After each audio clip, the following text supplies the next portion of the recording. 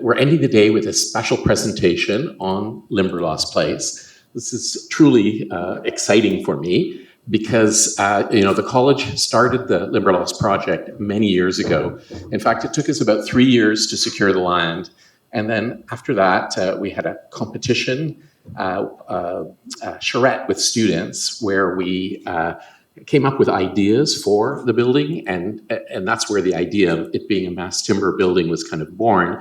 Then we had a charrette with Enbridge, which involved industry professionals from across the community. That then turned into an international competition, and from the international competition, we have the winning scheme, which is now up. And I think this is a really exciting night for George Brown to have the team that's actually, has designed, constructed, and led this project here together to share the whole overall experience with you.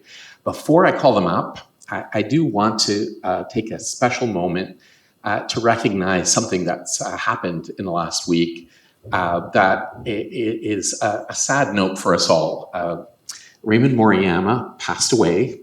He was very, very elderly, but I remember well the night of I think it was the 60th anniversary of the Moriyama Tashima firm, and we were all there. And, for me, it is a sad moment because he's not going to be able to see the final building. But I know that he would be proud of this building. To me, it reflects all the principles and values that he stood for as an architect. And his is work that I admired as a child. I remember as a child going to the Science Center, which I'm sure many of you have attended. And I think that's where I fell in love with architecture myself as an architect, was walking through that building. I'll never forget the bridge with the bird sounds and the forest, and just this sense that, someone today talked about the scent of a building, the sense, the sensory quality of a building. And Limberlost Place, I think, it's a combination of many consultants, Moriyama Tashima as architects, but also Acton Austri as architects, and Fastenap as engineers, and Trend Solar. Just there's an incredible team that have been working on this project. And I hope that in a way, the building stands as a testament to everything that Ray Moriyama brought to Canadian architecture. That's there in our public library in Toronto, in our War Museum, in so many places around the world where he contributed his vision, and that vision carries on in the firm. As well, I think sad for all of us who are on the project. Also this weekend, Adrienne Tam passed away at a very young age. It's a shock. She worked on the project, and it's always shocking when someone so young is, not able to be with us any longer. So I hope this session honors them both. And I'd like to now call on Naris Rao, who is the project leader for George Brown College on the project, Carol Phillips, who is the principal at Moriyama and Tashima, and Simon Gallagher, who is with Nordic, and who has been manufacturing all the material that is going into the project. I'd like to call them up and invite them to share the whole process and everything that's been involved with creating this wonderful benchmark project that I think is going to serve to not only change how we make buildings, but it's proposed a wholly new structural system in wood. It's proposed a whole new mechanical system and passive active system. It's just everything that we could have hoped for from our design brief has come together in this project. So please come on up, and I think you're going to be all presenting together. Naris may have had to rush out. I'll check, but Carol, you come, and I'll get Jacob to track them down. Maybe you can start. So we're starting a section early. Thank you. Yeah. So thank you very much, and Luigi, thank you for those tributes. It has been a hard couple of days for the firm, absolutely.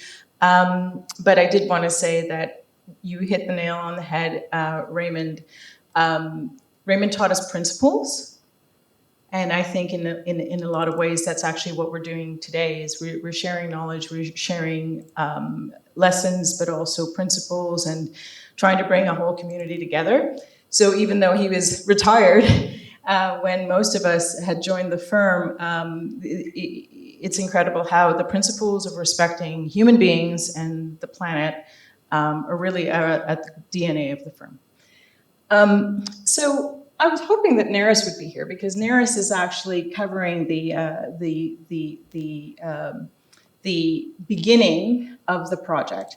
But I will just go into the design, and we will talk about the resulting design that was procured by an international design competition.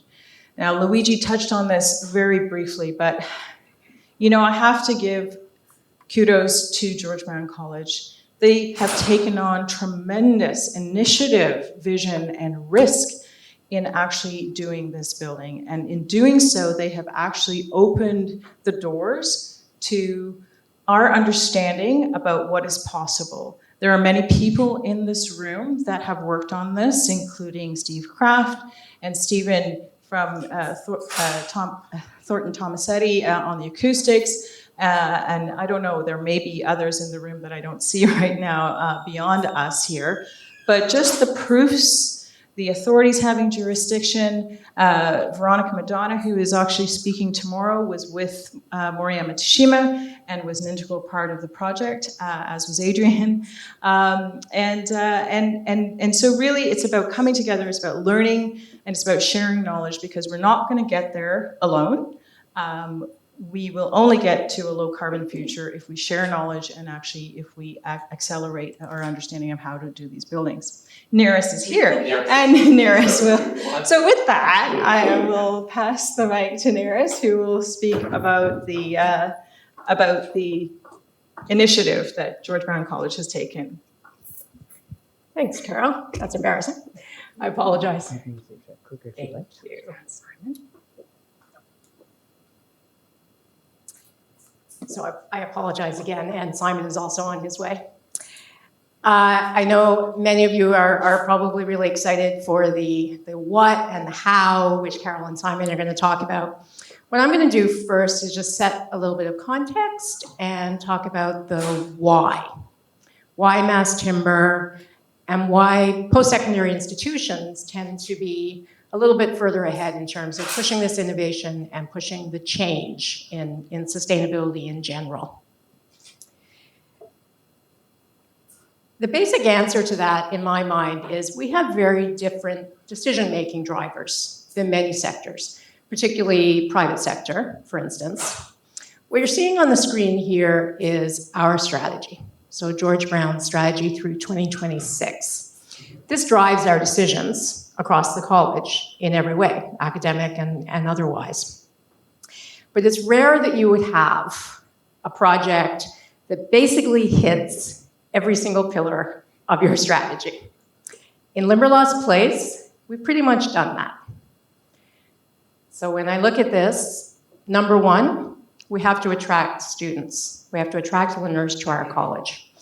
We know that the demographic of the students is really interested in sustainability. And they want to know that you're not being performative. They want to see it. Excuse me.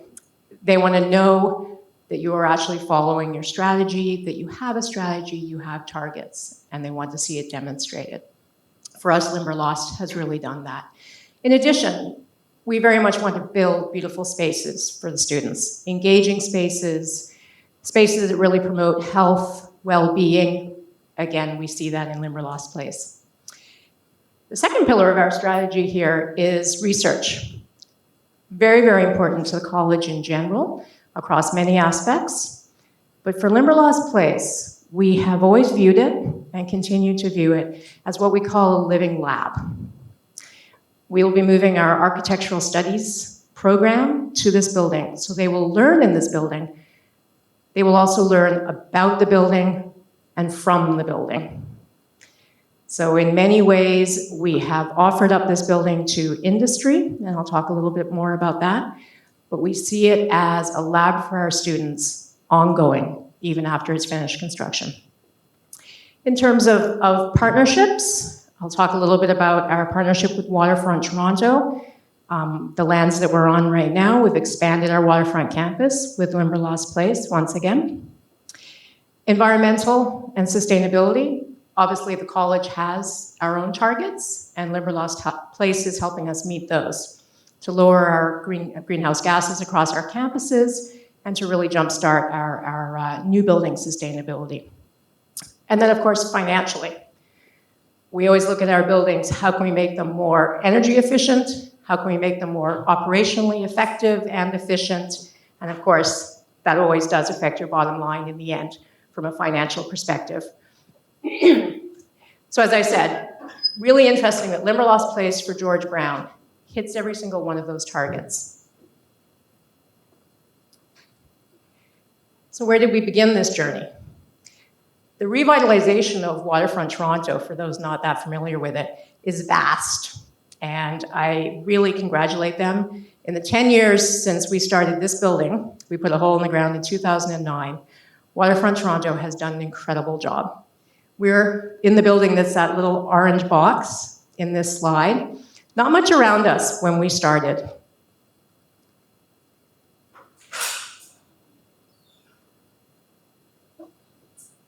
Sorry. And now, everything you see in the last 10 years along the waterfront, but also George Brown themselves have now expanded to our space across the Queen's Quay in Daniels, and now Limberlost Place as well. I always like to acknowledge that the lands of Waterfront Toronto and all the buildings of George Brown College are on traditional lands of many nations. And all of us in this room who are builders, designers, who otherwise touch and design buildings, it's a huge opportunity for us to create meaningful spaces that really honor the legacy and the stewardship of those who went before us. And for me personally, I feel that sustainable construction honors that legacy even more. Another important aspect of Limberlost Place for the college. This is the project timeline. This is the journey the college took to get to Limberlost Place. This wasn't a case of, we have some land, here's a functional program facilities, go and build it.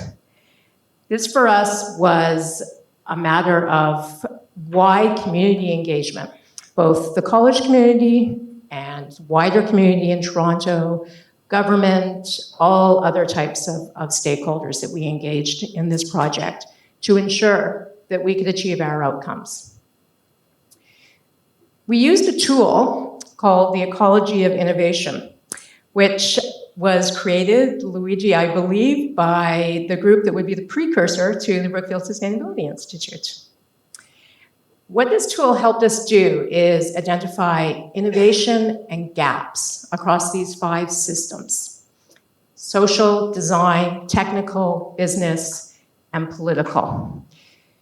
These systems tend to work together. They impact cities, they impact organizations, but they also, in their own way, all create various barriers that we have to identify and we somehow have to overcome in order to create innovation and drive change. So when we look at this tool, the social aspect is, how do we want to live? What do we want? Design, how does design impact that? How does design help us get to where we want to live and how we want to live? What technology do we need to help us get there? Politically, what needs to change for us to get there? Specifically with Limberlost, I would say, what building code needs to change to get us there, for instance? And then importantly, how do we want other people, how do we make other people want this change that we've created, that we're trying to educate people about? So from there, having used this tool to help us, we started to see some concepts that we wanted Limberlost Place to be. Our vision was starting to come together. for what the building could be, and also what we would be putting into our RFP that we knew we would be putting out. This really led to this overall approach. We knew we wanted low carbon or net zero carbon emissions. We hoped for energy efficient at the very least, possibly net positive. We knew it had to be a smart building in many, many ways, innovative and smart, and future-proofed. Post-secondary institutions are known for the fact that we renovate spaces over and over and over and over again, usually within about 6 months of building them. So we wanted to know, how can we actually future-proof this building and make it easier for us to continue to live in it and change the program in it. So then we started to go one step further to what we call the model for low carbon living. And this tool started to help us bring together the thoughts about how our community, our faculty, our students, our staff could be involved in this project throughout the entire life cycle of the project. Prototyping, pilots, design, construction, and then how were we going to integrate the entire building operationally into the college community. And out of that fell, I think, 5 design considerations that we looked at.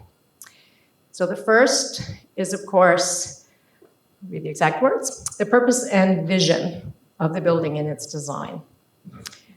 What that means to me is we had landed on the mass timber for sustainability purposes. We knew we wanted the net zero carbon emissions.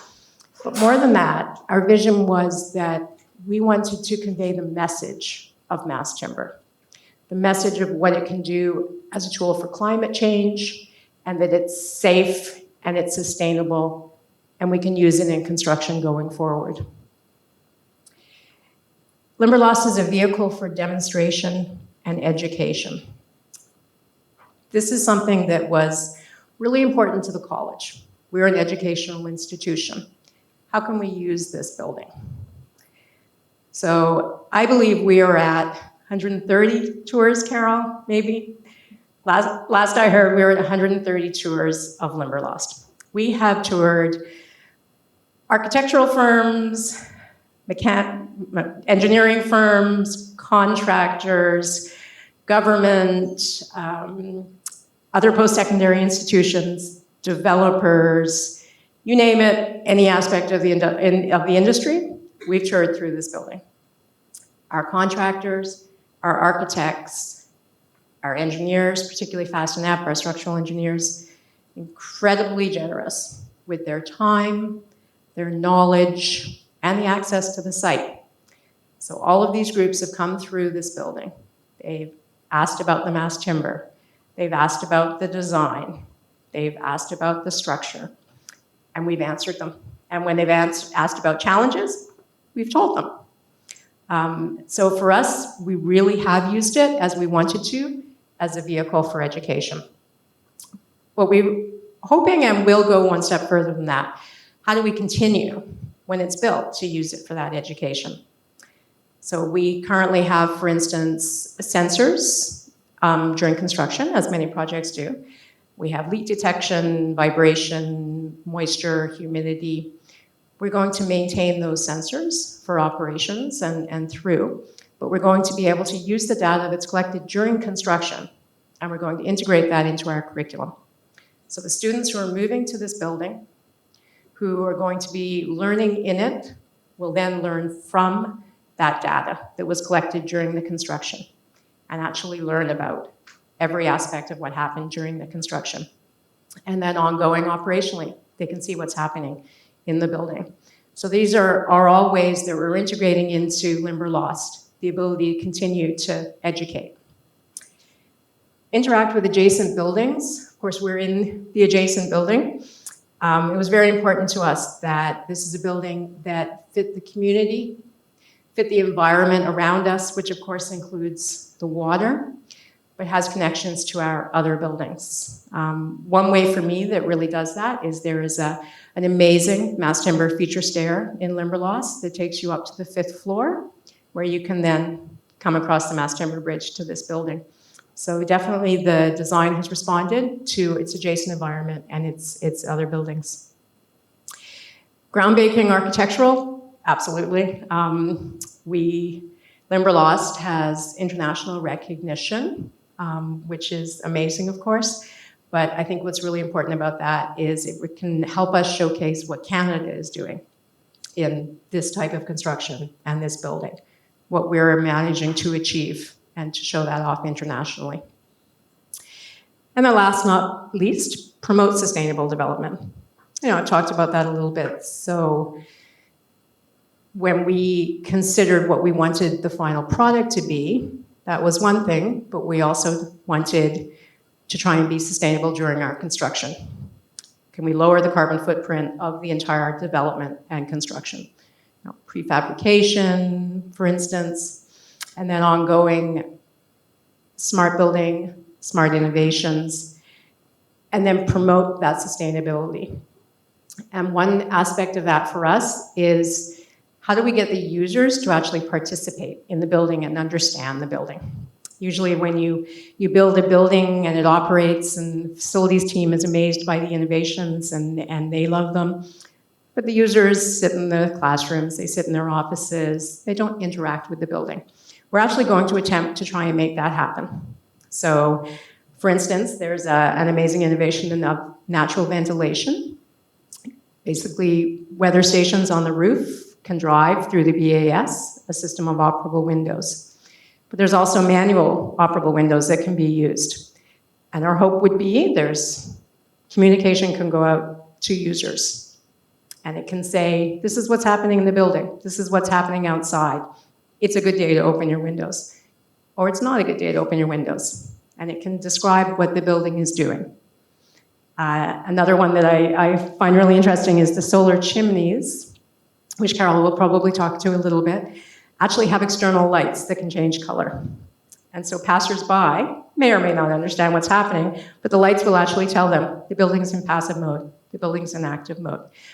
All of these are education that we can teach people about. We can have kiosks in the building that say this is what's happening, all promoting the sustainable development and sustainable construction.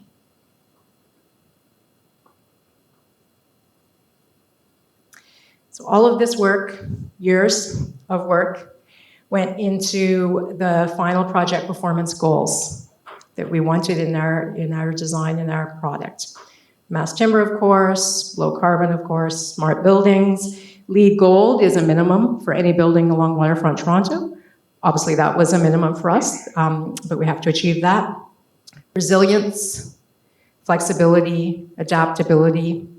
This building targeted and will meet the Tier 4 Toronto Green Standard. That's the 2030 standard, and we'll open in 2024.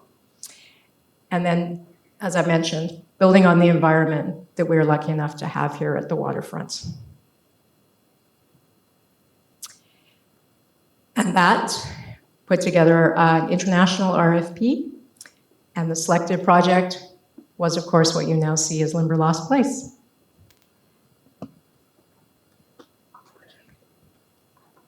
Thank you, Neris. So I'll take you through the design. So we'll start by, first of all, acknowledging, Yes. So I use this slide when I don't speak in Toronto to tell people where Toronto is. And I really like this slide because there's no borders. And that also speaks a little bit to our responsibility to the planet and not just our jurisdiction. And this is an important message that I touched on earlier, which is the sharing of knowledge and actually working together and understanding, where your materials come from, understanding how they are milled and procured, understanding that there's a larger responsibility outside your 4 property lines or however many property lines you have, and a larger responsibility to the planet. So, as Neris and Luigi have mentioned, procured through an international design competition.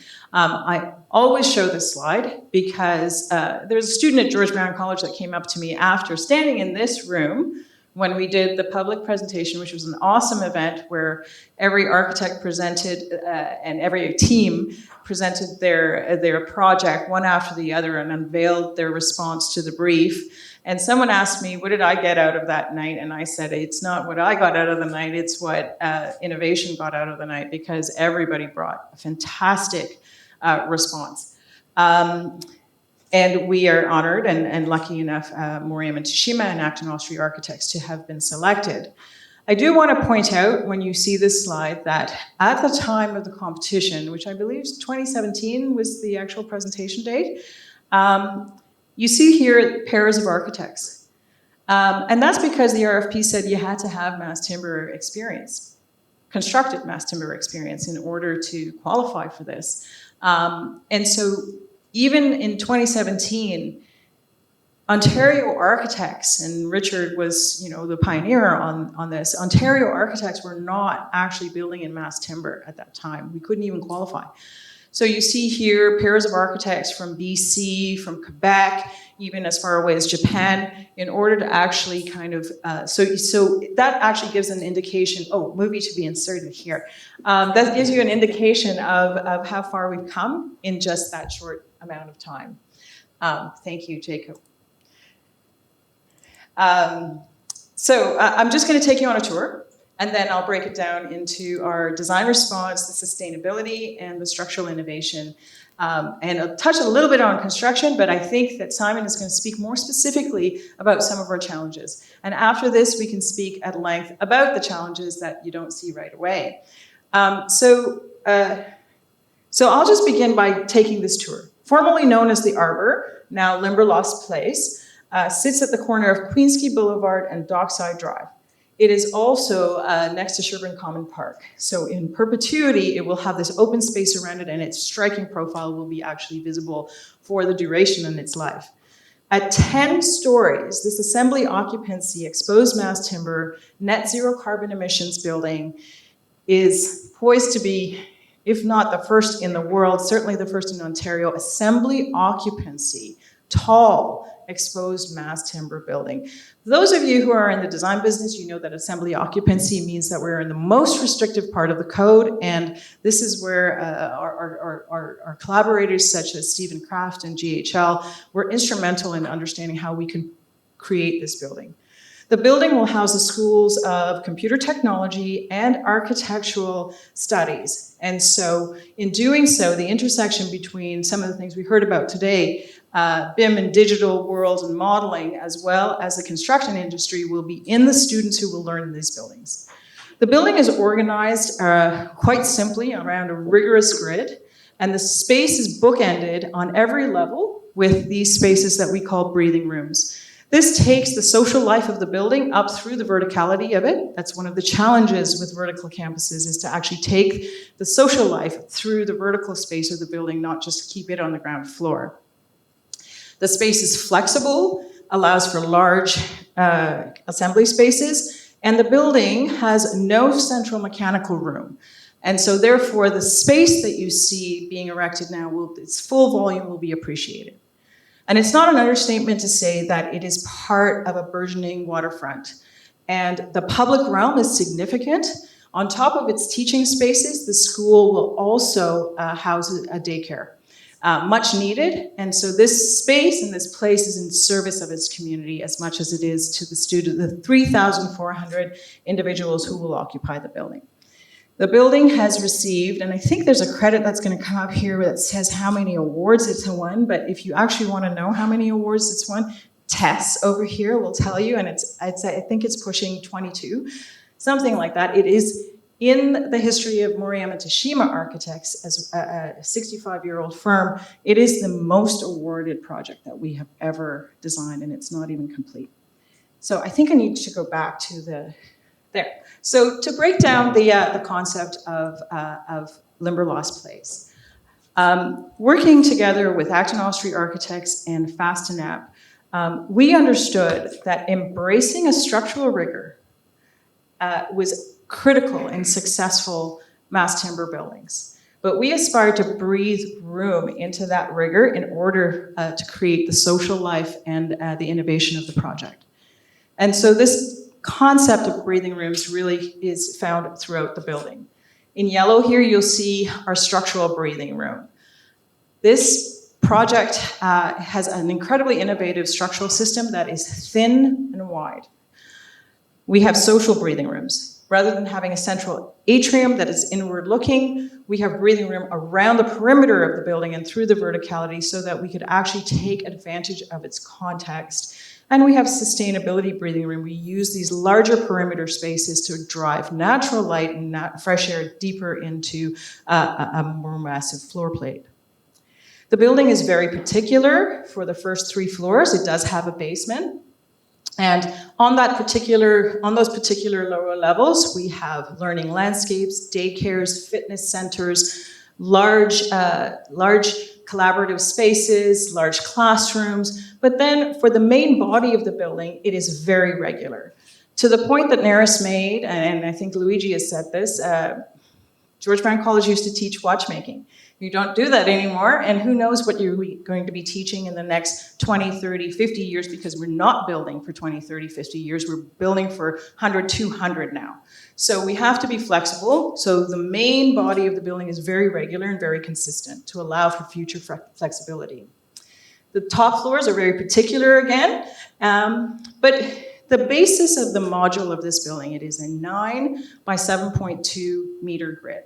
And the basis of this is really the classrooms. George Brown College's core business is teaching. So we needed column-free classrooms for the majority of the classrooms, which were in the range of between 40 and 60 students. So we tested this and we gave our structural engineers the challenge to come up with a 9-meter span in one direction. And why one direction? Because what distinguishes the organization of the building is something that we call 3-bar planning. So we have the dark center of the building, and then the 2 bars on the south and the north are the classrooms. The walls that you see in blue here are lightweight construction with no services in them. The building is tied to the structure only in one dimension, so those blue walls could come out.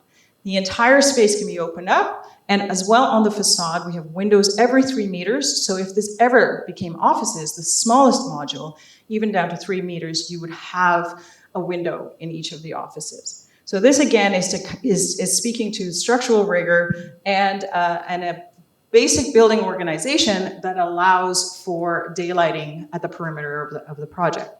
What we found is that despite this rigor, we were still able to, like those Japanese puzzles we showed in the beginning, carve out specific voids out of the building and create a variety of spaces for the students. One of the principles that we speak about in teaching spaces is to provide students with space, with choices.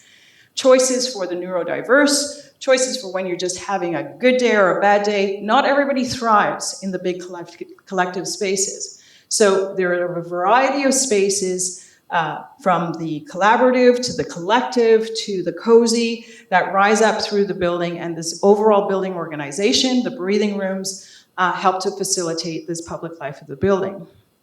But beyond those sort of social aspirations and design aesthetics and the approach to the principles of how to create space, the form of this building is incredibly purposeful.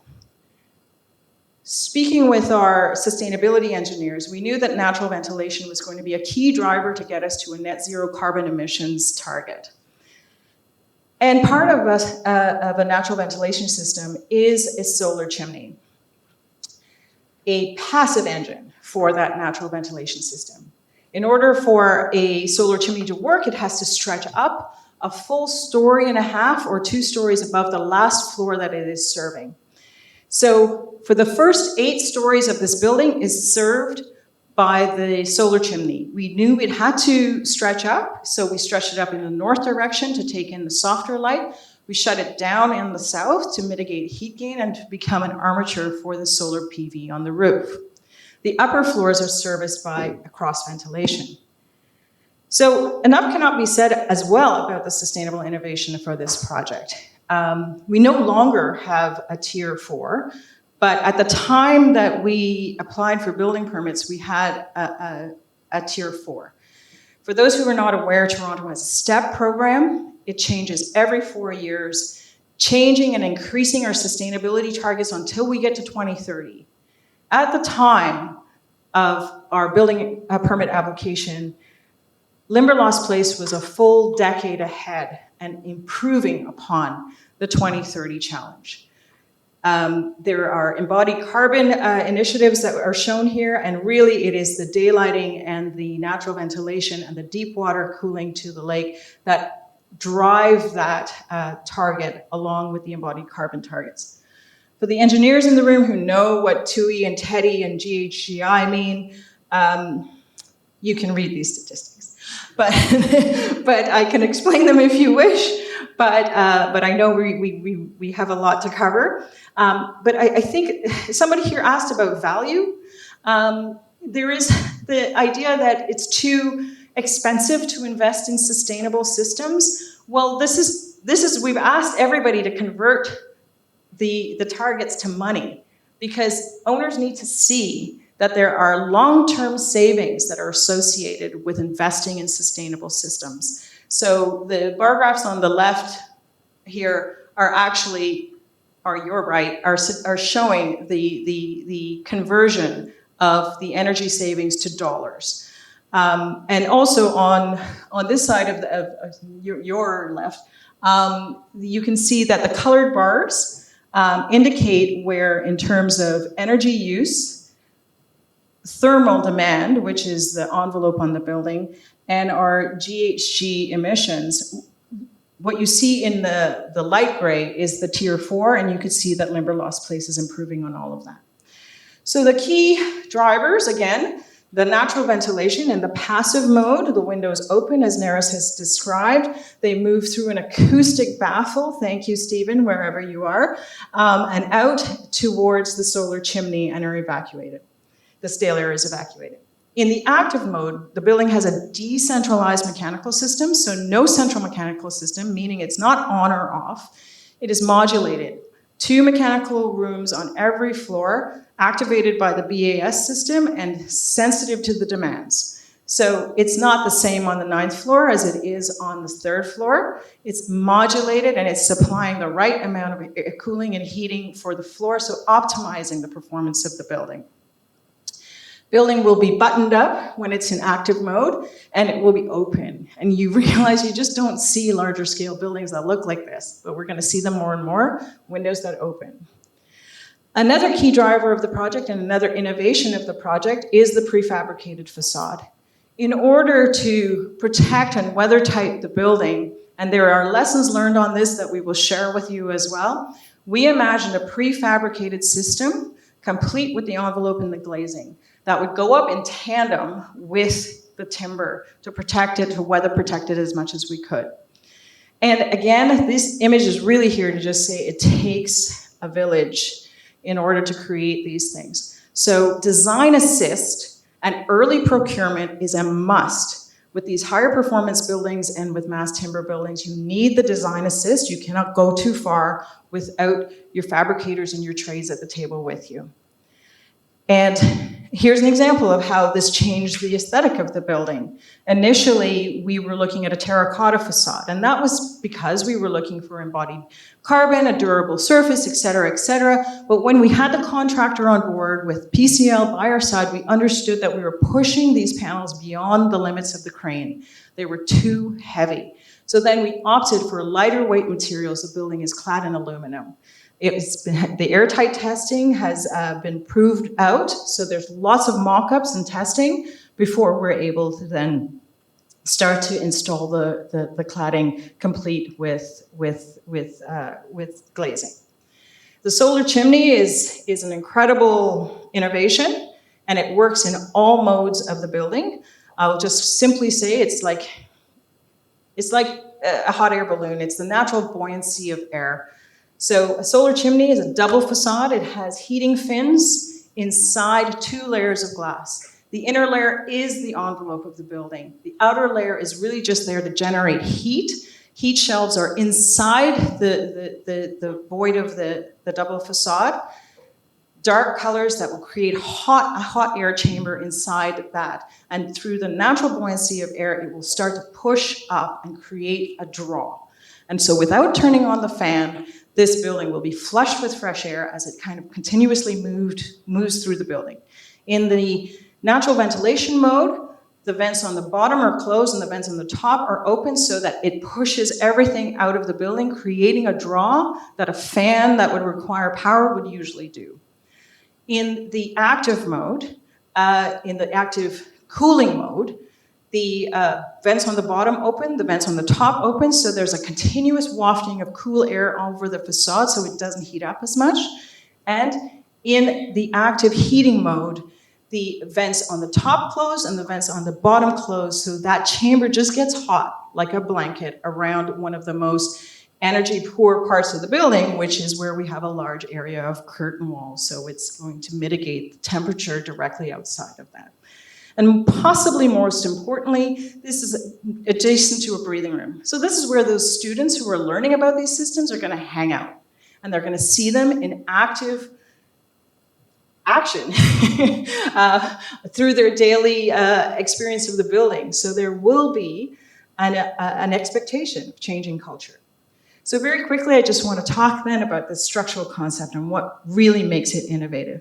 You can see here that the project has an incredible structural rigor, a grid that we do not deviate from except on the third floor where we have one transfer in the building.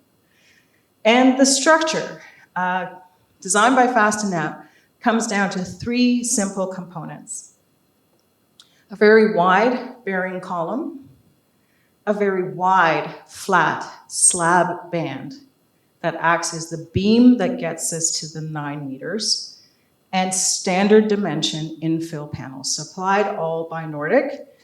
And you know, sometimes you look at this, it's deceptively simple, and people say, what's so innovative about this? It doesn't look very muscular, it doesn't look very fancy, but it is. And think about a parking garage, think about concrete, think about a slab band, and think about how just having a drop in concrete allows you to get bigger bearing and more span. So if there are any engineers in the room, we're spanning 9 meters in 410 millimeters. So that's 9 meters in 410 millimeters of depth. This means that the system is effectively beamless, that it is flat. And why is this innovative? We used the opportunity of an international design competition to design a transferable system.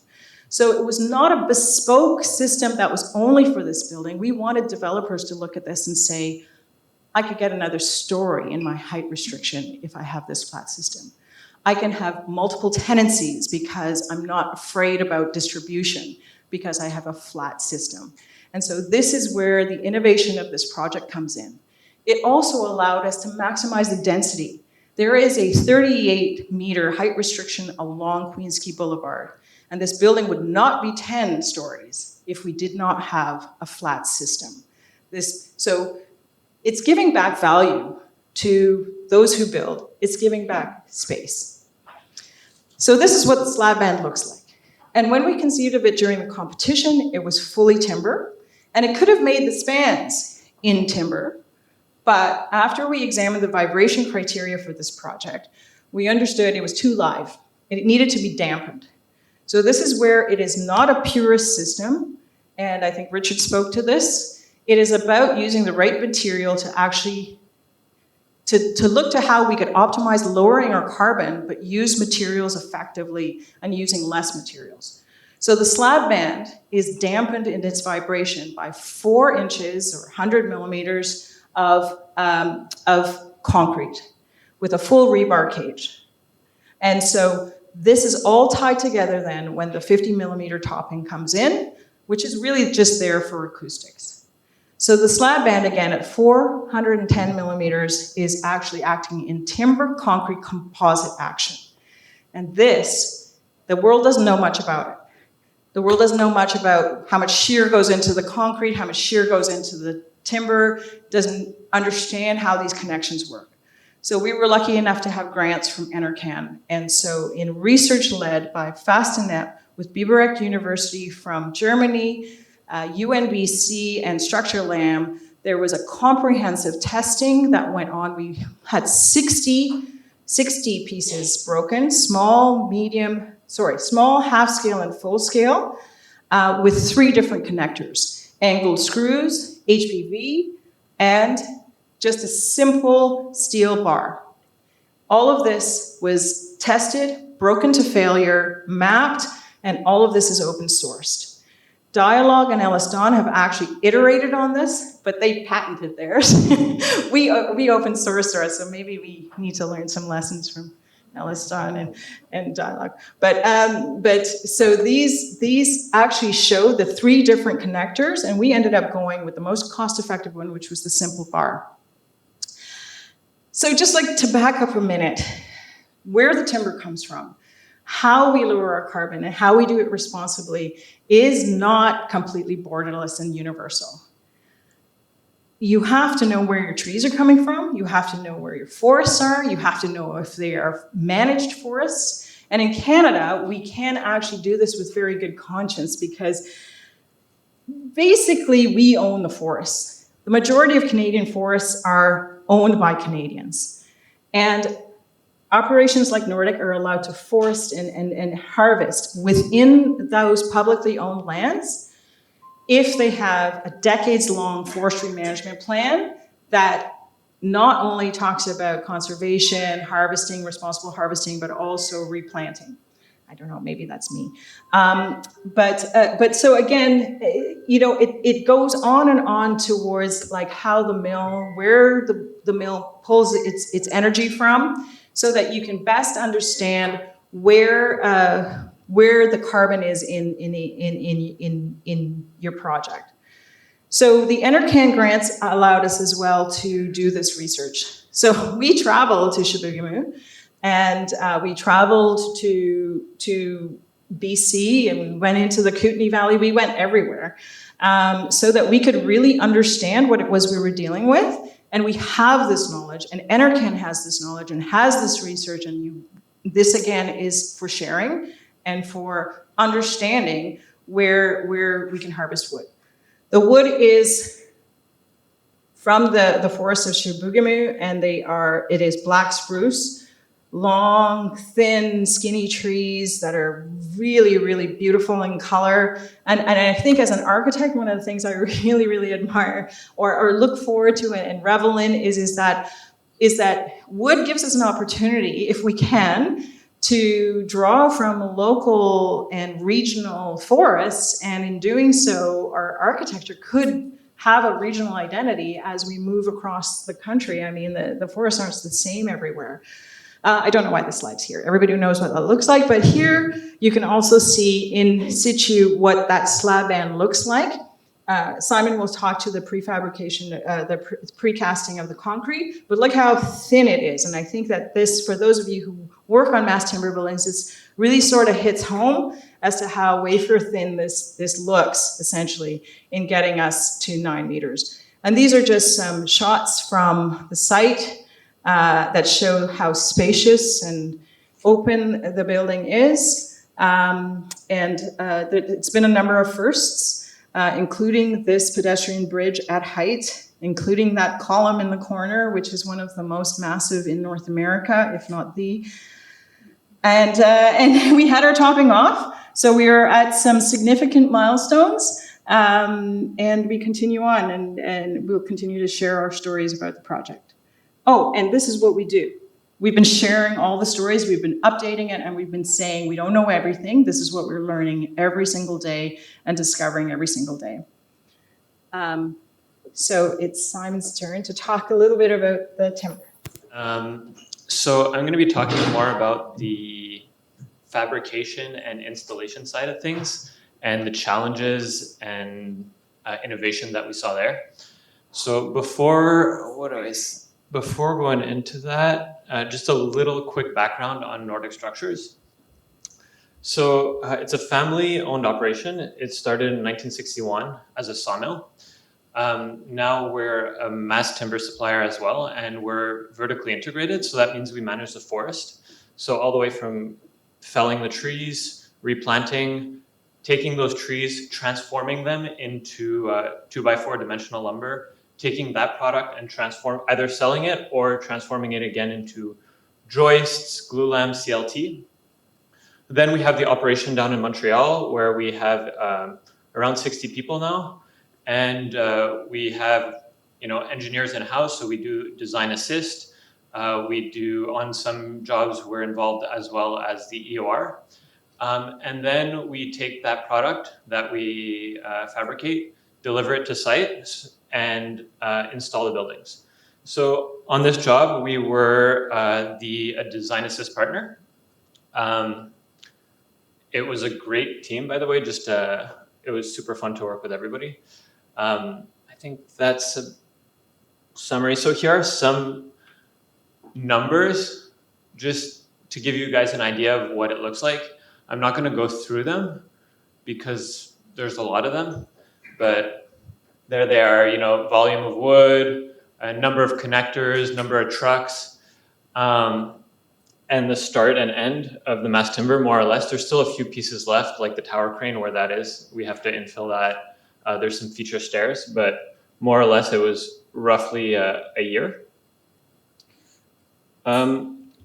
So starting with the slab band, so Carol talked a lot about those, and they were a super innovative feature, something I've never seen before, really fun to work on.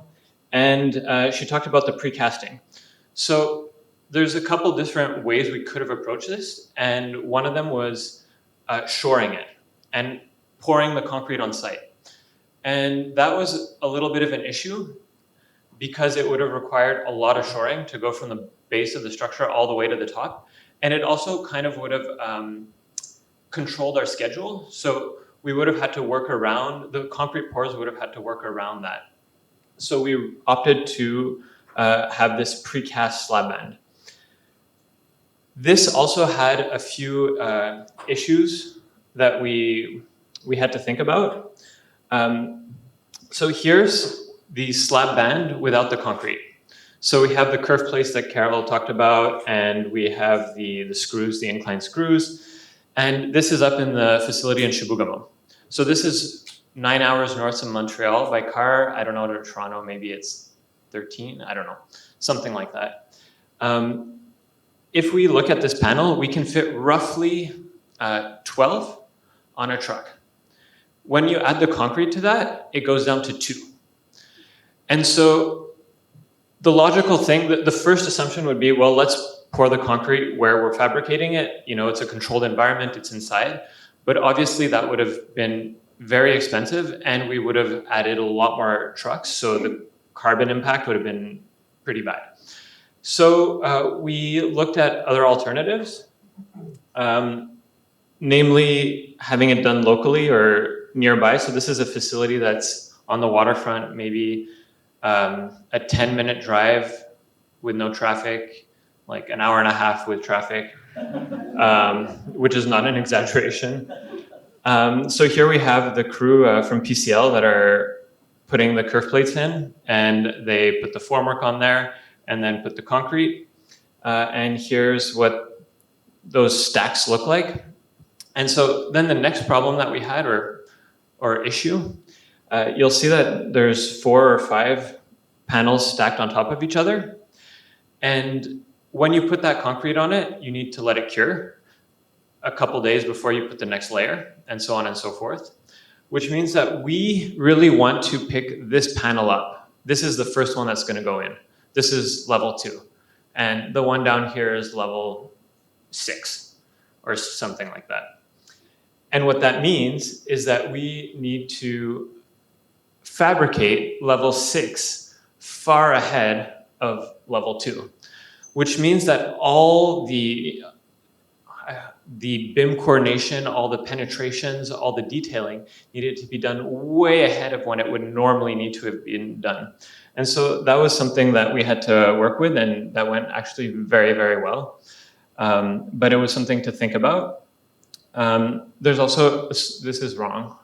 It's not August, it was more like September. But just to give you an idea, you can see the delay between the first delivery at the slab band facility and when it was actually required on site.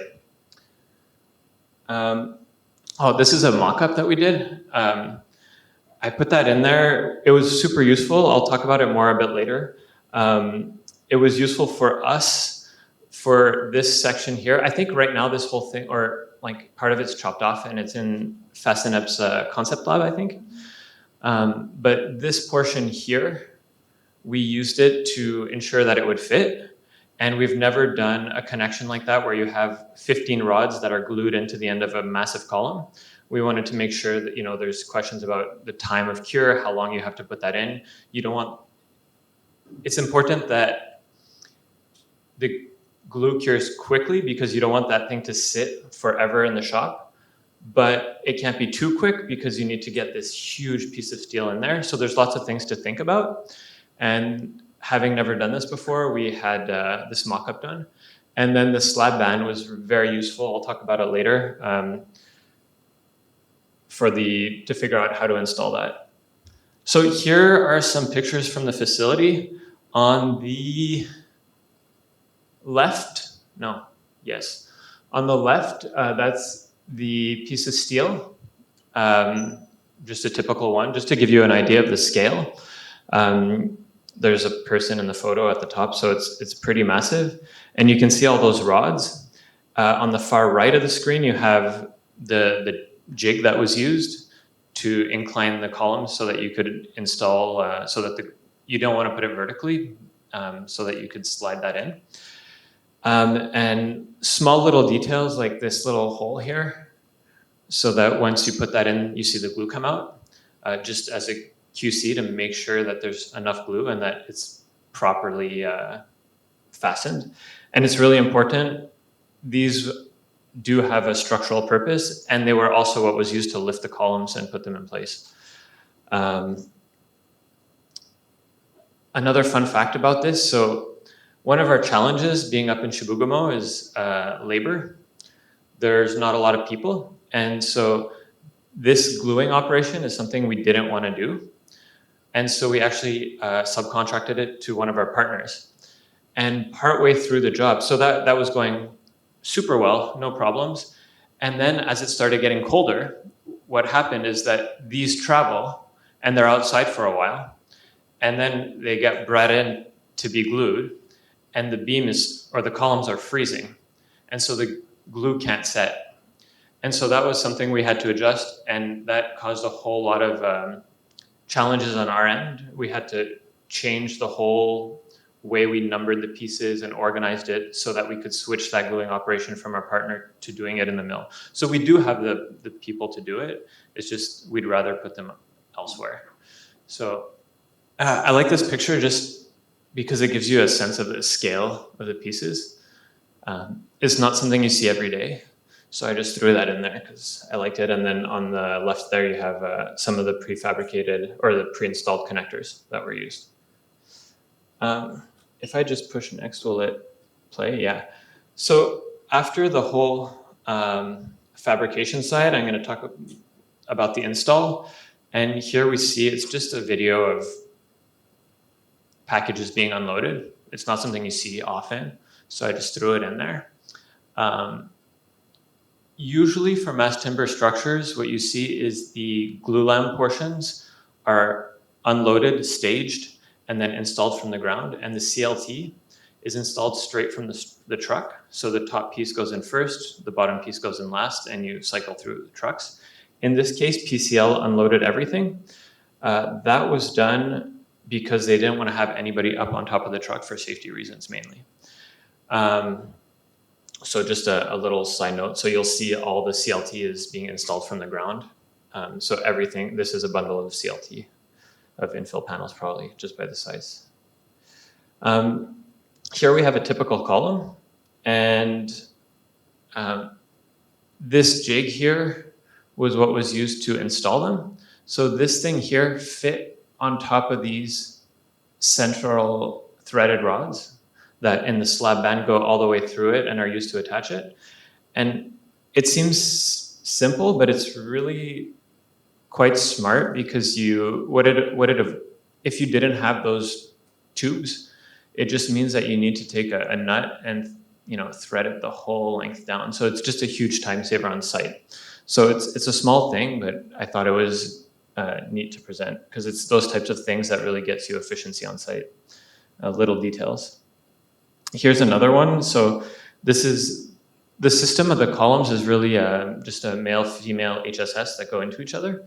So this is the base of a column. And here you have this yellow rig that was developed for the project. And what it allows you to do is just put those two HSS in that rig and lift from the top. And that whole thing swivels. And all that does is just protects the base of the column. So you don't have any wood pushing on the bottom or steel or anything like that. And here's a column installed with the temporary bracing. And why I showed this slide is you'll notice the bracing on the wide face. That was actually installed on the column while it was still on the ground.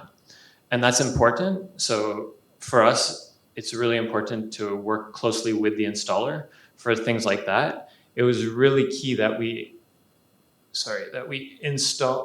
load these columns with that face towards the top. Otherwise, they would have had to flip them on site, which is a huge waste of time, extra lifts. So here they have the column sitting there, they put that bracing on it, fly the column into place, and all they need to do is secure the bottom portion. And here's just that male-female HSS with a pin and a cutter pin going through it. So just to give you an idea of what that connection looks like.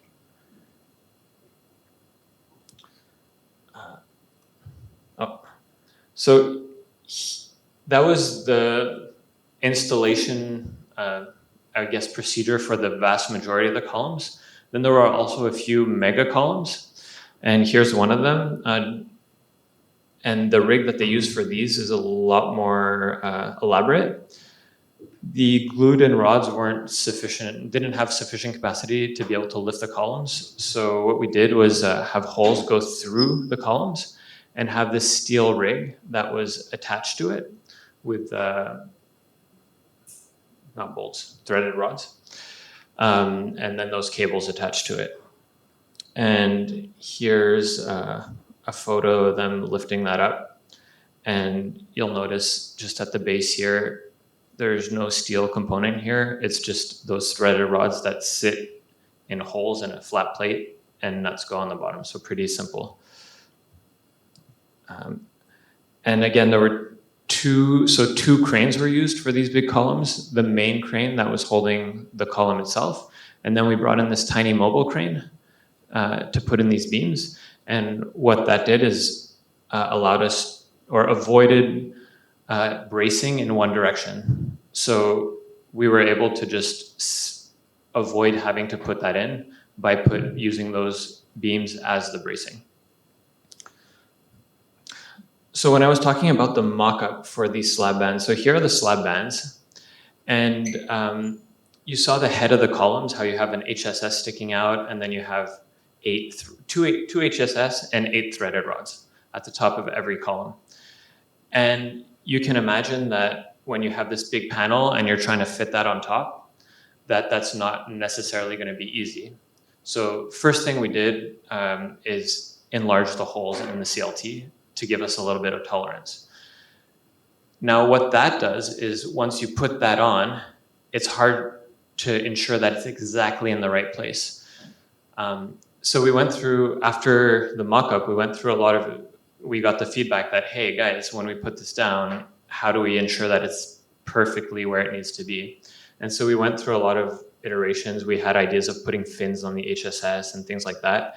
And in the end, what they come up with is this yellow thing that they called it the rocket. And you'll see it on the top of, a few columns like there and here and here. And so what that does is it allows this slab band to be guided really and come in the perfect location. And at the end of this video, you'll notice over here how tightly it fits. So usually we fabricate to roughly 2 mil of tolerance between everything. And you'll see that this thing slides down and it fits, well, it fits beautifully. So again, there's, I think there's one more video later, but I think it's fun to show these because people rarely get the opportunity to see CLT or mass timber go up. And you'll also notice how quick it is. So this video is all the videos are 5 times speed. And this is, I think, like 2 minutes or 3 minutes. So it's roughly 10, 15 minutes long to put that panel in place. And that's usually a pick of something like that. You can say 10 to 20 minutes on a job is a good ballpark. And so if you'll notice that corner, the video is going to go back around and you're going to see that it fits, perfectly flush. So the infill panel, so you'll notice if I go back that this was installed with it was just a basket, slings that basket it. And that was fine for the slab bands. But you don't want to do that for all the infill. The infill are resting on top of each other. So there's no way to get that sling under. So what we used is these pitzels, and they're basically like expansion anchors. You slip them into a hole, pull on it, and it spreads. So it's a friction connection. And that's what you see in the picture here. And here's a video of the whole process. So this video is a little bit longer. You have the crew on the ground there. They measured the location of the holes. So those were all drilled on site, the holes for the lifting anchors. And we wanted to do that to avoid any dimensional change in those holes, because they need to be very precise. If the wood swells or shrinks or whatever, want to make sure that they're exactly what they're supposed to be. And then the crane's going to come down and they're going to install those pitzels and put the panel in place.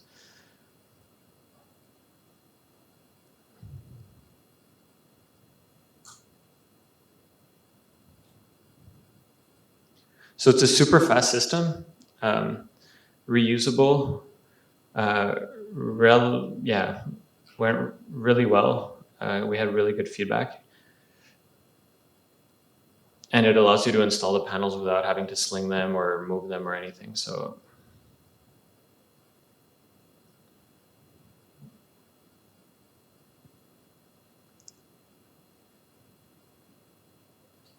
yeah.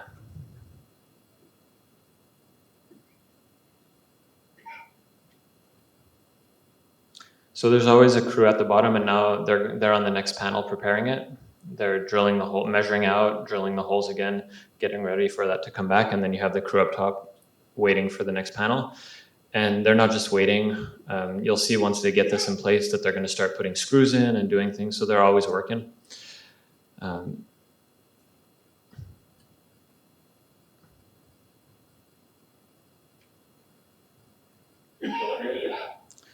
So I don't know how long this video was, but it's maybe like 4 minutes, 3 minutes, same thing, 15 minutes roughly per panel. And so they take the pitzels out and throw them back in the bag, and the panel's in place. So it's a really fast process, and then you see the crew there, they're moving their anchor point, putting some screws in, and all the screws that you saw in the detail that Carol showed going along the edge there. So driving those in. So on a mass timber job, what really drives the speed of the site is the crane time. So you want to make sure that your crane is continually moving, is always putting something into place and not moving things around.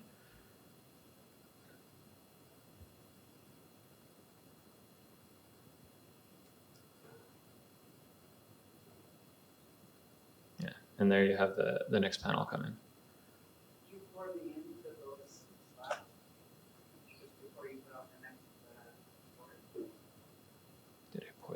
Slab. Sorry, where the next connection is. This? The rebar is all there.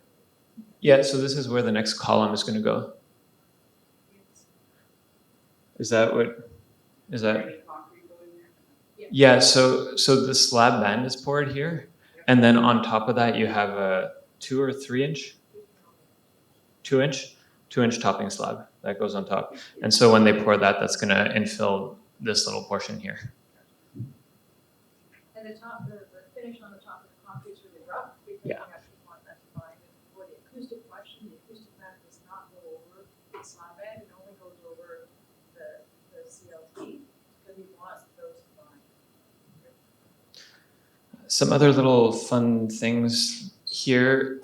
You'll notice these 4x4s that were screwed to the edge of the panel prior to the panel being lifted. And so those are for the guardrails. So it prevents them from having to put something up when they're in the air, so they can just do it on the ground a lot easier, safer. And then here's a nice shot of the bridge, which I don't know how much time is left because the thing stopped. But let me know if you want me to like cut short and go to the video. But yeah, so the bridge is the next topic.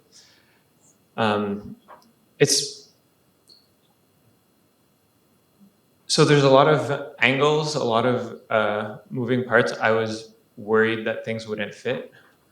Everything went together really, really well. So super happy. Everybody did a good job. It was pretty straightforward. It was just glulam elements with dowels through steel plates. Something you see, it's a very, very common connection for mass timber. Shot from the top. And here, this is the roof panel of the bridge. And again, you see that they're putting up those posts to act as guardrails so that they don't have to do it in the air. Did you use adhesives at any point? On site, no. And the bridge connects two buildings, but we don't want to connect them structurally. We just want to make sure that people can go from one to the other. And so we have a sliding connection between the two. And what you see here is the one part of that sliding connection. So sliding connections, you have, we did what they do in one type of sliding connection that you see in bridge construction, which is polished stainless steel, which is what you see there, that reflection. It's a mirror finish on stainless steel. So it's the ground that you're seeing. And then on a Teflon pad. So here we have that Teflon pad. And then you have these slots, and you'll see on your left, you have this steel part where the bridge, the top cord slides over that, and you have those slotted holes in the steel to allow that movement. And there's also this finger plate, steel plate, and that's just used to give us a little bit of adjustability on the elevation to make sure that it's exactly where it needs to be. And the picture of everybody taking a picture of the bridge going up, and the picture where it looks like the bridge is going to break the windows, but it didn't. And so I guess we're going to touch on it on your last slides if you want to, but I'm just going to very quickly, moisture was a big thing. And so here we see some people taking moisture measurements, and we also have some tape, and we can talk more about it later. And here, small details again, they put saran wrap basically on top of the columns so that we don't get water accumulation in those HSSs. And you see the snow removal effort. And I think I'm done. So this was level 6, which is where they put so that was a level that was used as a water stop level, which is something that's often done in mass timber construction. And that's it. I think you had a few slides. Mm-hmm. We're just going to quickly go through a couple of slides we have on lessons learned, and then we can have a Q&A. That can last as long as we want, but we do also have, in lieu of being able to take you all on site, which would have been great, but difficult. It's still an active construction site, full PPE, so would have been challenging. Instead, we are going to make available a video tour that was done by the Toronto Society of Architects, and it's about a 40-minute video, but we can just skip right through and show some interesting aspects of it. But quickly, some lessons learned, and we can just share and talk to these. On the planning side, I spoke a lot about George Brown's vision, which I think is really important when you're undertaking a project and you have such visionary outcomes in mind. Start with that vision, commit to that vision, resource the vision and engage your stakeholders. I spoke a lot about the community engagement across George Brown, engage the users of the building, engage the stakeholders of the college, engage the community around you, and really get them to buy into your vision and understand what you're trying to achieve, and then keep it front and center. When you run into issues, as construction does, whether they're structural, financial, however challenging they are, go back to your vision and make sure that your stakeholders are still with you at that point. And as always, and particularly with innovative buildings, when you're really pushing the envelope, recognize that change management is always the key to success with any new space, and clearly with smart buildings. Make sure that your users understand what they're going to be moving into and what changes might come with that. When we build buildings, we generally go for the changes that we wanted to bring in, whether that's hoteling space instead of private offices, whether that's, we're not going to let you call facilities and say, I'm a little bit cold, can you adjust the temperature here? I'm warm again, can you adjust the temperature again? Really educate them as to what the building's about and what we've achieved and why you're part of that. And that's all part of the change management of the project. The next slide is going to be about lessons learned on design. So I will let Carol take that one. Sure. I haven't really looked at this slide, but there's so many lessons learned. We didn't even get to this one last time. I think we tried to do it. It's really, last time we did this talk, we didn't have time to do it, so going on the fly here. But I will say that, initially, those who were more seasoned in mass timber design, as I mentioned, we were learning from our colleagues as well, said that a design competition was a difficult thing to do because you need the design assist, you need the partners at the table. However, I think that one of the huge lessons learned that we got from the Arbor competition before it was named the Limberlost building was that innovation there was a real drive for innovation. And I don't think that would necessarily have happened without an international design competition. So I think that is one of the lessons that we learned from the process.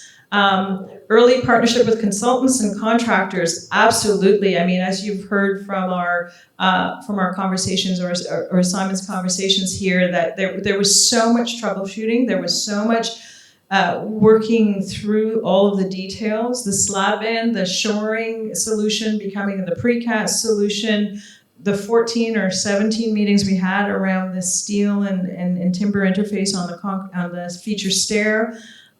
Even though steel and I should mention there's things about the design we didn't get to, but it's a steel core, that's where all the lateral is.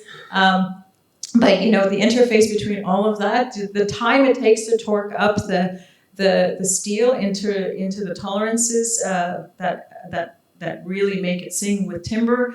All of this was all lessons learned about all of that partnering, getting all your trades to talk to each other. The robust engagement with the authorities having jurisdiction. As soon as we were commissioned with the project, we had a meeting at the City of Toronto. We didn't pick up a pen. We didn't start refining the design. We didn't meet with the users to confirm the design. We went straight to the authorities having jurisdiction. We sat in a big room. Steve, you were there. Andrew Harmsworth was there. There was like a room was packed. Inika was there, and we didn't even talk. We showed the design, the design, but we also talked about the people we had in the room, the credentials and the expertise we had in the room, and we basically said, how are we going to work with you to achieve this first of its kind assembly occupancy with interconnected spaces, exposed mass timber building. And what ended up happening for the early parts of the dialogue was a promise that we could go back to them iteratively. We landed on peer review. We landed on all of the principles that would require us to get this building pushed through. Was done with that early engagement, and really we had to push for the discussion, and we had to push for them to have the structural engineers there, the the code and life safety engineers there. We had to have everybody, all of the different silos. We couldn't just have it separate. They had to be together. Fire, structure, and code. And then to not be purist, as others have spoke about here, sometimes there are other solutions. The steel core was a critical part of the project, and as well, I'm glad that we actually ran down all of those solutions with the authorities having jurisdictions, because very early on they said that they would not contemplate CLT cores. They said it straight out. They said, "You're pushing the envelope so far here. We're not going to let you have your fire stairs be timber." So all of these things we're actually just keeping ourselves open to different materials and the right material, and then rational structure, upfront planning, and then moisture mitigation, and then I guess finally the last one is construction. I would just add on the upfront planning, that's also a stakeholder issue, not just design. We all work with stakeholders who are quite used to being able to make changes and decisions quite far along as you're willing to pay some money usually, but that was something we really wanted to avoid on this site. All the penetrations were already there, everything's done. So, avoid technology changes, avoid even those basic changes that your stakeholders might be used to doing. And so designing for flexibility is key in that. And every piece has a QR code. So you've got effectively digital twin of the project.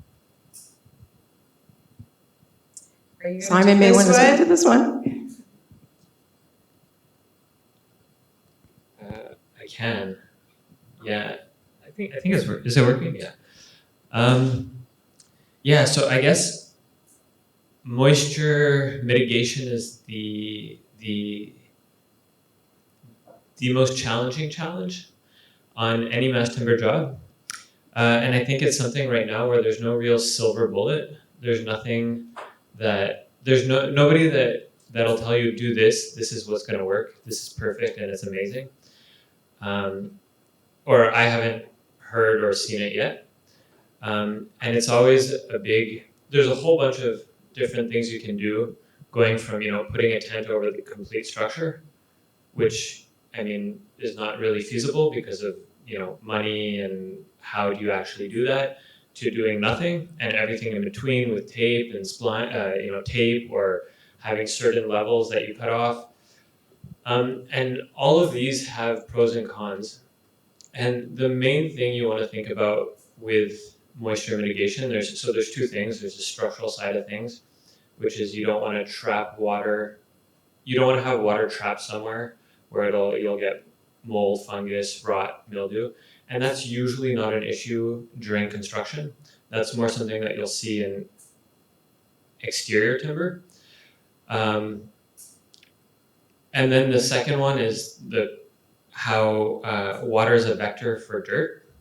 So you get water that when you get rain or snow or melt, that travels through the holes in the structure, and that leaves streaks and things on your product. And so it becomes this question of, how do you deal with that? What do you do? Do you try and stop the flow of water, which is something that's very difficult to do, because water always finds a way, and especially on a construction site, you'll have people say, well, let's tape things. But then you have a scissor lift going over it, you have people with, dragging rebar and screws and boots, and then that rips off. And so you're paying all this money for this tape, when then you still have to come back and clean it, and it becomes a whole big conversation. And I think that's the major challenge.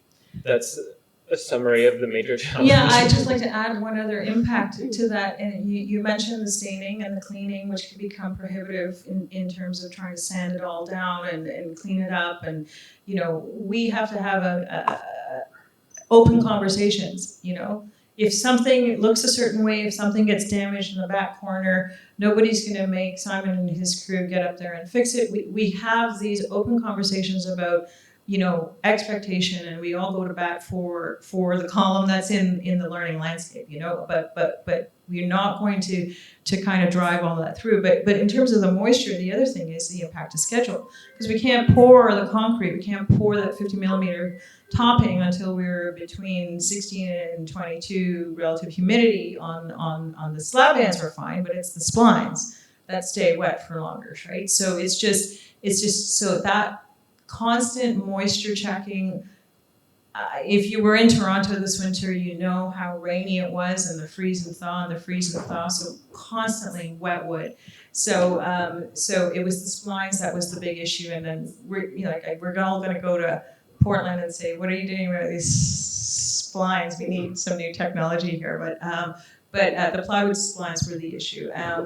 So the moisture was that, and then just coming up with the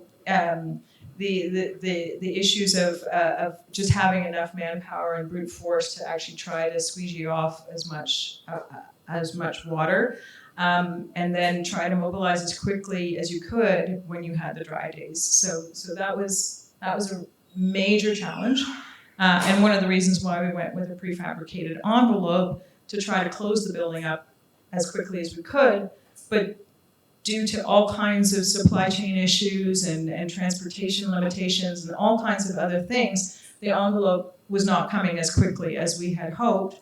And so that's why you look outside and you see the black tarps. At a certain point, you have to actually pull the trigger on, we're going to try to tarp it, and so this only happens if you have a highly collaborative, open dialogue,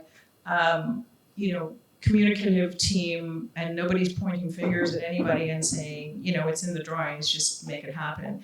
We're all actively problem solving together all the time, and it's a really positive process. So should we just play the movie a little bit, or the tour? Yes, there's no more to do Q&A now. Oh, do you want to do Q&A now, or do we? We have time for video stuff. Okay. Yeah. We can do a Q&A during the video. We can do that. So we can have do the video play and talk and Q&A at the same time, I think. So there's a lot of information online about the project, and there's also the video that we're going to kind of fast forward through and answer questions during is also available on something, YouTube maybe. It's the Toronto Society of Architects. It's Vimeo. Oh, Vimeo. It's the virtual tour of Limberlost Place, and it was led by Phil Silverstein and Jay Zhao from Moriyama Teshima. And the opening line is, "Have you ever been in a mass timber building before?" Which is a really nice way to open this up, because it just raises the point that not too many people get to go in. We can take questions as this plays, and you can start to see what it looked like, and as it plays, maybe we'll just point out some interesting things. I guess we'll just start it here from, where are they? Oh, there. So if you have any questions, maybe we can just take them and we'll let this play. What you're seeing there in the video is you're seeing the steel core where all of the lateral bracing is. The column that you see behind Phil right now is 22,000 pounds, and that was the column you were showing being rigged up. Yeah, I think it's the largest in North America, I think. From a design We said the world perspective- for a while, but then we thought maybe we'll just say North America to be safe. But I don't know. From a design perspective, the space that you're looking at here is the learning landscape, and again, for the designers in the room, from a pedagogical perspective, we hear from students that they don't necessarily want to just hang out or be in beanbag chairs in between classes. They have a lot of coursework, so this is a flat floor, a series of flat floor tiers where students can do casework and project work. What's behind Phil in the picture right now is a operable wall that will open in the good weather and connect this space to Sherman Commons Park. You can see the blankouts in this space too, that's part of the operables that are in the learning landscape. So even this space is going to have a natural ventilation mode. And there will be ceiling fans through the space to help with the stratification effect, and also everybody knows when you turn the fan on, you don't actually change the temperature, but you just feel better. Back here behind Phil too, you can see some of the integrated CNCing for conduit through the column. So again, someone earlier talked about precision and knowing and coordinating all your systems. Again, you can see the slab bands here in the distance. You can see that on the ground floor that all the columns are held off by about 1 meter with concrete. That helps us with any possibility of flood mitigation in this area near the waterfront, and also that's by keeping the column off the ground. This is how you avoid termites. So all of the columns on the ground floor have a concrete pier at the bottom. Anything else here? We were just mostly looking at Phil talking. I mentioned that the building has a daycare. So there are going to be a number of exterior columns which will require a maintenance program to be refinished every 5 years. And in this case, we've actually raised the concrete pier. It's closer to like 1,800 or something tall, just for additional risk mitigation here for flooding. And then you can kind of see how the slab band drops below the infill panel at these connections as it's slightly thicker, but still very, very flat. Our steel stairs, which have a half an hour fire resistance drywall around it, which is part of our construction mitigation plan, which is also part of our alternative compliance. You can see the big crane going up through the building, which will have to be infilled, and Simon, you were talking about that. We have to come back a little bit. January, I think. In January. You can see what's happening there. Are we on the roof? I think it's on the roof. Yeah, we're on the roof. So this, Richard, you mentioned something about green roofs. We have 2 green roofs on the project. So we are looking at moisture sensors. And this is actually really one of the coolest parts of the building. It's the when we first designed the project, we had beams here for the angled roof, but then Fasten Up realized that they could just kind of span it with the slab. With a panel. So this is like, it's almost like it's so great, the space, and it's so thin. Those are skylights that allow you to see from the 10th floor over top of the building we're in today out to the lake. So they're positioned to get that in place. I don't think we mentioned either that there is photovoltaic panels on the roof as well, solar panels. Mm-hmm. So all of this is all topped off at this point. Here, this is the water stop floor. So this is the 6th floor. So this is the only floor now that you can still see CLT floor. Everything else has the topping on. But this has a breathable membrane across the entire top, and everything was taped. Water stop is a relative term. I mean, when you have cores, it still just sort of rains inside the building when that happens. They did a really good job though on the level below. I have a bunch of photos I could have put up, but they installed a bunch of gutters, and here you can see here on the photo on the image behind Phil, you see all those pipes are not. Those are going to be gone. Those are just to move water, and you can kind of see a white thing right next to the slab band, like that thing. Going, oh man, that's really hard. But along the slab bands, and you see the gutters coming down next to a column in the background here. Yeah, it's to take as much water off. So they really did a good job in making sure that water, because even with the membrane on top, it's very, very difficult to stop water. You know, there'll be holes in it. There's places where you can't because you have openings for things. We have steel core going through. You have a whole bunch of holes in that thing, and so it's very difficult to stop water.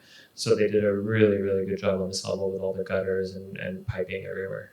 Yeah, We also have a raised floor system. So for those who were talking about acoustics earlier, this is a raised floor system as well. And this is the bridge that crosses over to the building we're in, the Daphne Cocktail building. And it's to receive a concrete floor as well. So this is showing some of the temporary shoring as well, because again, some of the slab bands had a little bit of deflection, and that had to do with primarily with pouring the concrete. I don't know if you remember last summer, it was blistering hot. And so some of the slab bands, the concrete cured pretty quickly, and there was a little bit too much deflection on the bottom. So what we've done with these ones is we shored them up, so when the 50 millimeter topping comes in, it sort of pulls it back in. But it's very subtle. It just wasn't perfect. So yeah, lots of drainage pipes, and those will all be removed.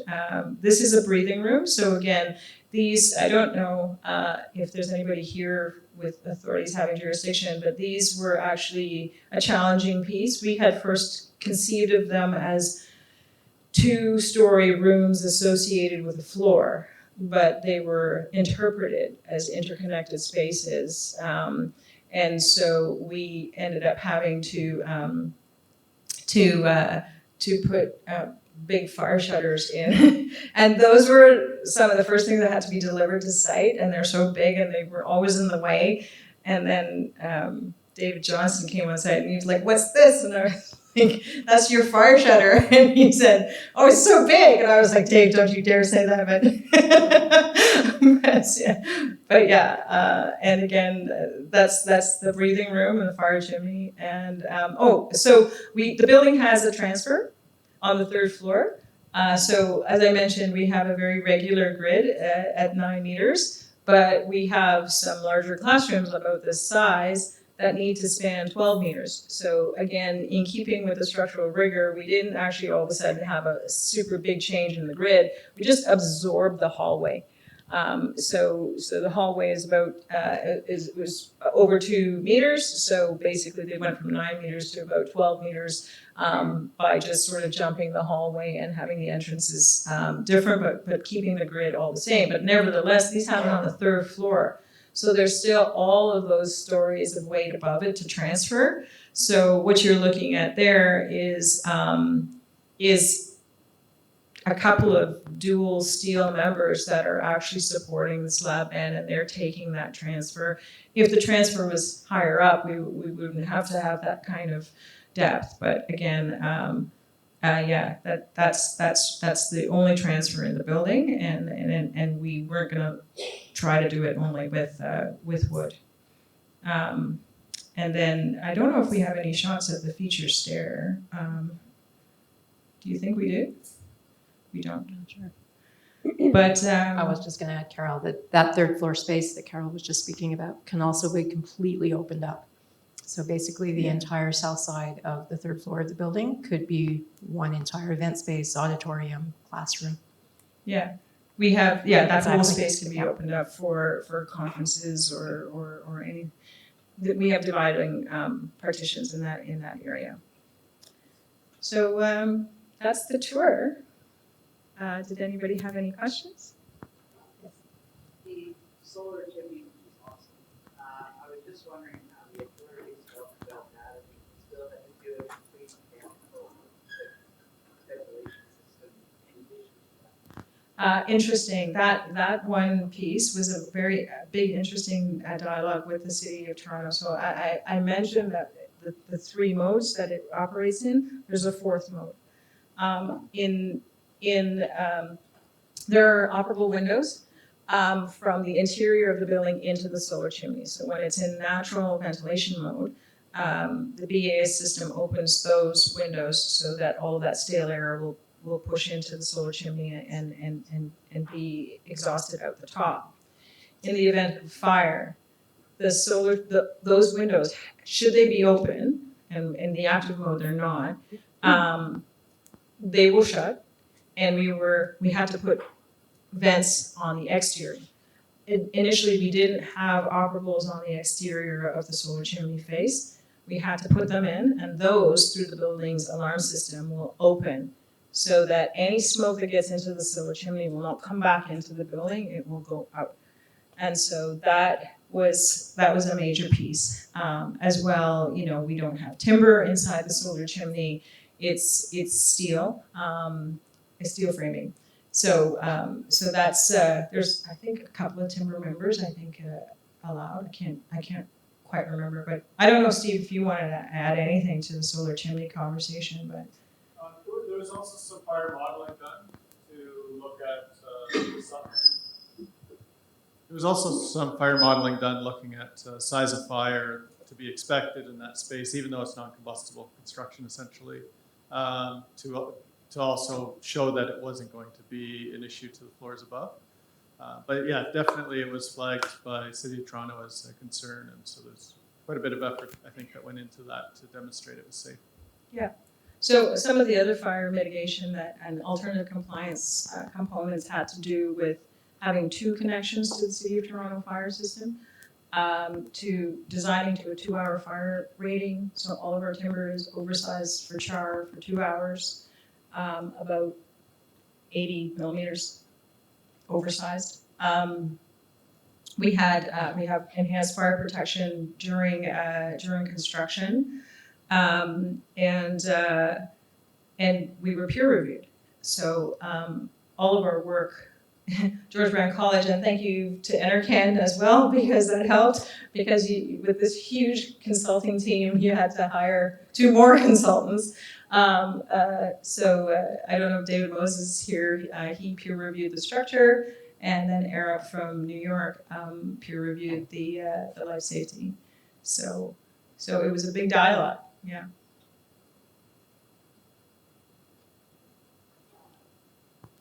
Hello.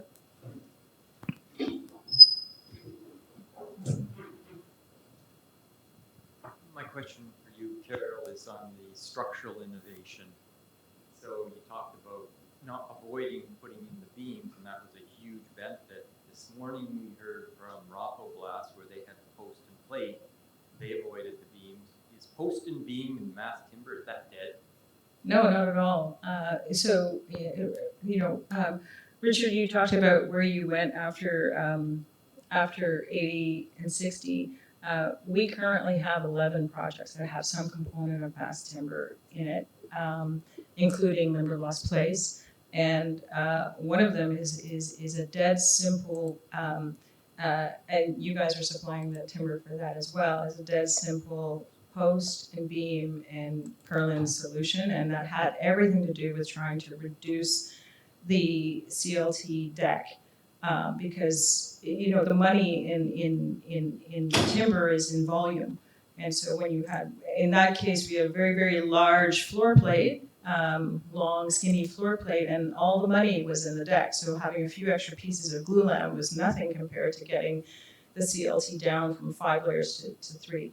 So I think it's not dead at all. It's just this innovation allows the industry to start pushing. And I mentioned the innovation that's being done by Elliston and Dialogue. And actually, I just saw somebody put it on LinkedIn. So what they did is that they looked at a commercial floor plate and they looked at 12-meter span, and they built off of the research that was done here and have now gone to a post-tension beam, concrete beam in a band, and are getting to 12 meters. So they're testing it for vibration now. I don't know if they'll share it. I hope they do. Someone should make them share it. But is anyone from Dialogue here? They'll be here tomorrow. Well, get them to share it. But anyway, so I think that coming to these flat systems is helping us just push the envelope. But I think the standard is still post and beam. Yeah, all the projects we're working on are post and beam. This is the only one. I mean, I shouldn't say. Well, I think it's the only one right now that we're working on, and we're working on 20, 30 projects right now. So Thank you.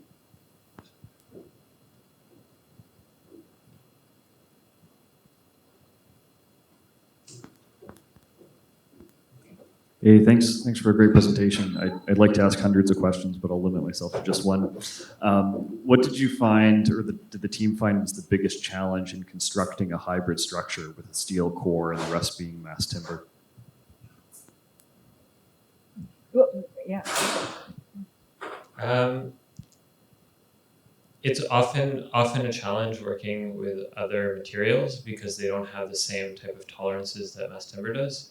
So we fabricate things to the millimeter, and steel fabricators, concrete, are not used to that.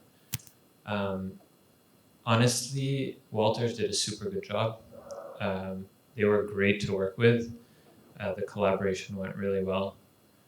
And the detail, there were not too many. So since there are limited beams in this, most of the connections are a CLT sitting on top of a flange. So the connection is screwed through. So if that beam isn't just so, it's not really the end of the world. Except there were a couple beams framing into the steel, and the connection that we did was a bearing connection with a knife plate. So it allows quite a bit of flexibility. The most challenging portion of it, I would say, was the roof, because you had those inclined CLT panels sitting on steel structure, and we just built in a lot of tolerance. We just, we knew what to expect, and so we just made sure that we had a good, an inch, 38 mil or so of tolerance built in, so that if they were off, we would be okay. And yeah, it worked really well. I'd say from a design point of view, though, it's a bit of a pain, right? I mean, you just mentioned all those slip connections and all that kind of stuff. So from Fast and F's perspective, I'm sure they would say, yeah, it's a challenge, right? Because they work out all of those pieces with you guys, and I think that I think. In one of the projects I'm working on now, we're just trying to do CLT core and CLT stairs in the exit to see if we can just simplify the. Have you done those? Yeah. So I think it is a challenge, but easier than concrete because the tolerances are not the same at all in concrete. So those piers, for instance, the finished pour was done after the fact, because we knew we couldn't just pour those piers for the bottom of the column and then expect it to align perfectly with the column. So there was a finished pour that went around the concrete pier so that it could align perfectly with the column. So you have to get those sequences correct. And another piece about sort of a unique thing about the project as well, it doesn't really have to do with that. It's just, I'm just thinking about the concrete is that the building has a basement with a very, very large raft slab because the hydrostatic pressure down here because we're so close to the lake. But timber weighs so much less than concrete or steel that basically the building had to be complete before we could get the dewatering system out because it's so much lighter. The building had to arrive at a certain weight in order to keep the slab in place because so that was an expense, the dewatering system had to be in place longer. If it had been a heavier building, we wouldn't have needed it in place as long as we did. I'm gonna add something. I think during construction, one of the biggest challenges is switching between the two trades. So that was a huge coordination effort, is switching between the mass timber and then the steel and making sure that because you don't want to have a mobilization, demobilization every 2 levels. So that was a big coordination effort to make sure that could kind of work in tandem. And I think to the question of design, if you have people that are around the table and that work together, it's a challenge, but there are solutions. I think it's more if you have people kind of what Carol was saying before, they're, well, this is what the plan says and this is what I normally do, so that's what I'm going to do and close my eyes. That's when you have issues. Yeah, and the sequencing, I can't remember exactly, but you think it was 3 floors and then 2? I thought it was 3 floors of steel and then two. 2. Yeah, so the timber was chasing the steel, so we get the core up, and then so Walters would have the crane for however big, 2 levels, and then timber would come in for 2 levels. Huge credit to PCL though for how they handled it. Yeah, Beautiful. they were great. Oh yeah, no, it's an amazing team, and like the rocket. Amazing. Yeah, that's Ryan Rory from PCL who came up with that. So yeah, no, that was it's great. It's a very positive trailer. Yeah. Well, I hate to wrap this up because it's been fascinating presentation. I can't thank the team enough for sharing the whole process, the difficulties, the challenges, how you overcame them. There's a wonderful, incredible landmark building going up next door, and it's because of the hard work of everyone involved that it's happening, and it's been a long process. Even like when you have the city on side, it still took 4 years. Imagine if they weren't on side. So it really is a tribute to all involved. And I hope that you've enjoyed the day. It's been a variety of different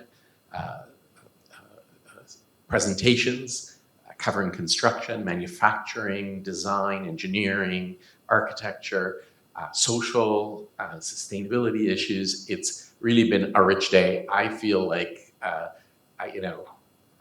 haven't eaten such a big meal around a topic as today is presented to us. And now we're going to break out, and I think some of you are attending the dinner that we're having at 7 p.m. And I want to thank you as an audience for your patience, for your persistence in staying for this valuable presentations that we've had. Neris, Simon, Carol, thank you. I want everyone to know that if they do want to get through the building, we generally only take 10 people at a time, but the person to reach out to for that is Neris, and she is booking. And Neris, how far away is the next tour? I believe we are currently booking in December.